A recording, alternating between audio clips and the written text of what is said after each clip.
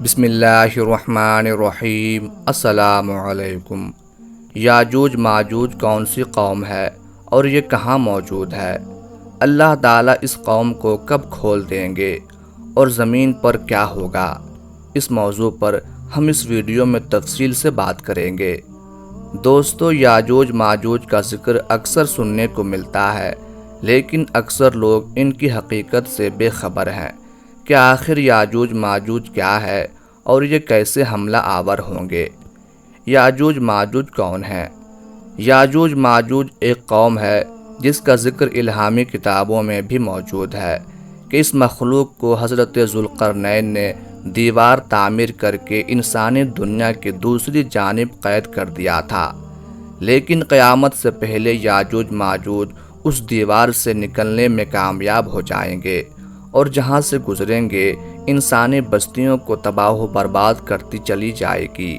پھر وہ حملہ کرتے کرتے ایک جھیل پر پہنچیں گے جس کا ذکر کتابوں میں موجود ہے کہ وہ اس جھیل کا سارا پانی پی جائے گی اور اس کے پیچھے آنے والے یاجوج ماجوج گروہ کو اس میں ایک بھی پانی کا قطرہ نہیں ملے گا اور ایسا محسوس ہوگا جیسے یہاں کبھی کوئی جھیل تھی ہی نہیں۔ اس جھیل کا نام تبریہ ہے اور یہ بحر تبریہ کے پاس موجود ہے۔ جھیل تبریہ اسرائیل کے شہر تبریہ میں واقع ہے۔ یہ اسرائیل میں سب سے بڑی میٹھے پانی کی جھیل ہے جو 21 کلومیٹر لمبی، 13 کلومیٹر چوڑی اور 43 میٹر گہری ہے۔ یہ وہ جھیل ہے جسے آج اسرائیل اپنے لیے معتبر سمجھتا ہے۔ وہی یاجوج ماجوج کی منزل ہوگی جس کا تذکرہ قرآن مجید نے 1400 سال پہلے فرما دیا تھا۔ یاجوج ماجوج دراصل کون ہیں اور یہ کہاں رہتے ہیں؟ مولانا حافظ رحمان نے اپنی کتاب قصص القرآن میں اس کا ذکر کیا ہے اور قرآن مجید کی سورہ کہف میں اس کا ذکر موجود ہے۔ ارشاد باری تعالیٰ ہے، یہاں تک کہ جب وہ پہاڑوں کے درمیان پہنچے تو انہیں ان پہاڑوں سے پہلے کچھ لوگ ملے جن کے بارے میں ایسا لگتا تھا کہ وہ کوئی بات نہیں سمجھتے۔ مفسرین اور محققین نے لکھا ہے کہ حضرت ذوالقرنین سفر کرتے وہاں جا پہنچے جو آرمینیا اور آذربائیجان کے نزدیک واقع ہے۔ وہاں دو پہاڑوں کے درمیان سے ایک قوم نکلی تھی جو کھیت تباہ کر دیتی، ترکوں کو بے دردی سے قتل کر ڈالتی اور انہیں غلام بنا کر لے جاتی تھی۔ وہاں کے لوگوں نے حضرت ذوالقرنین سے درخواست کی کہ ہم آپ کو کچھ رقم جمع کر دیں تاکہ آپ ہمارے اور ان کے درمیان کوئی رکاوٹ بنا دیں۔ یہ یاجوج ماجوج تھے۔ قرآن مجید میں ارشاد باری تعالیٰ ہے، انہوں نے کہا، اے ذوالقرنین، یاجوج اور ماجوج اس زمین میں فساد پھیلانے والے لوگ ہیں، تو کیا ہم آپ کو کچھ مال کی پیشکش کر سکتے ہیں جس کے بدلے آپ ہمارے اور ان کے درمیان کوئی دیوار بنا دیں؟ اس پر حضرت ذوالقرنین نے جواب دیا کہ اللہ نے مجھے جو اقتدار عطا فرمایا ہے وہی میرے لیے بہتر ہے، لہٰذا تم لوگ میری مدد کرو تو میں تمہارے اور ان کے درمیان ایک مضبوط دیوار بنا دوں گا۔ پھر حضرت ذوالقرنین نے لوہے کے بڑے بڑے ٹکڑے دونوں پہاڑوں کے درمیان کھڑے کیے اور لوگوں سے کہا کہ ان کو جلاؤ۔ جب وہ ریڈ ہو گئے تو اس پر پگھلا ہوا تانبا ڈالا گیا تاکہ لوہے کے ٹکڑے مضبوطی سے آپس میں جڑ جائیں اور چکناہٹ کے سبب کوئی اس پر چڑھ نہ سکیں۔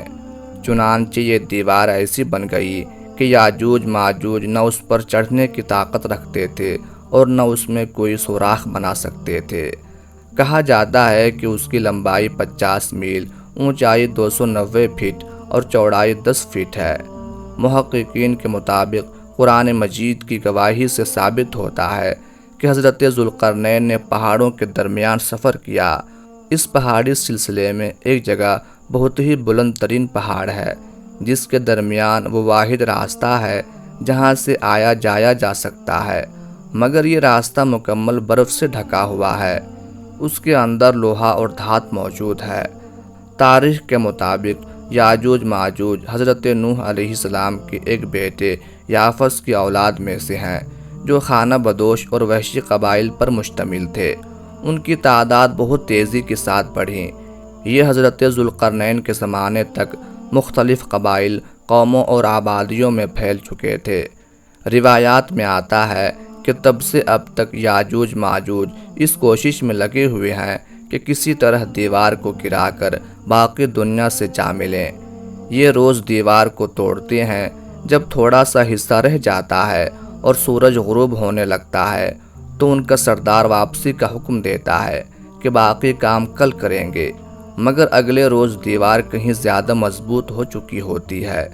جب یاجوج ماجوج کے خروج کا وقت آن پہنچے گا تو وہ تمام دن دیوار میں سوراخ کریں گے اور ہر روز کی طرح ان کا سردار شام کو واپسی کا حکم دے دے گا اور کہے گا کہ باقی کام کل کریں گے انشاءاللہ۔ اس سے پہلے کبھی انہوں نے یہ الفاظ استعمال نہ کیے ہوں گے۔ ان الفاظ کی برکت سے دوسرے روز دیوار کو ویسا ہی پائیں گے جیسے چھوڑ کر گئے تھے۔ انتہائی پرجوش ہو کر دیوار گرا دیں گے اور زمین پر پھیلتے چلے جائیں گے۔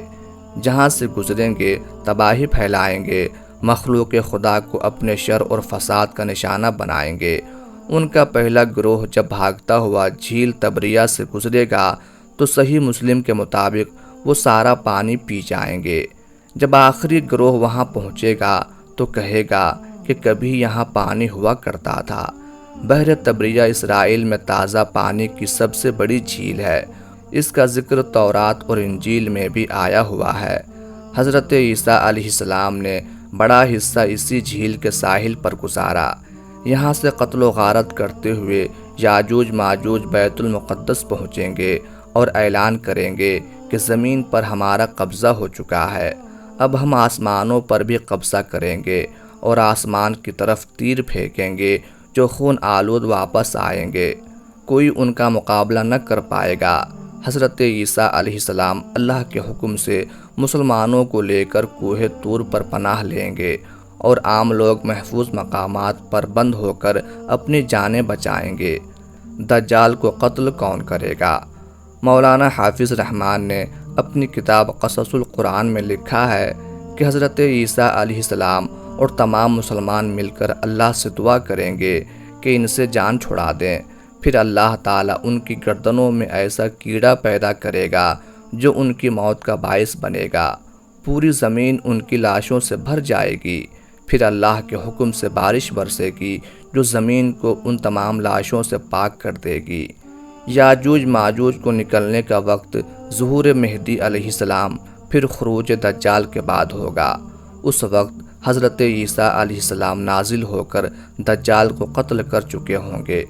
ان کے نکلنے کی ایک علامت بحر تبریہ کے پانی کا تیزی سے کم ہونا بیان کیا جاتا ہے، جس کا حدیث مبارکہ میں ذکر بھی ملتا ہے، اور یہی وہ وقت ہوگا جب قیامت قریب ہوگی۔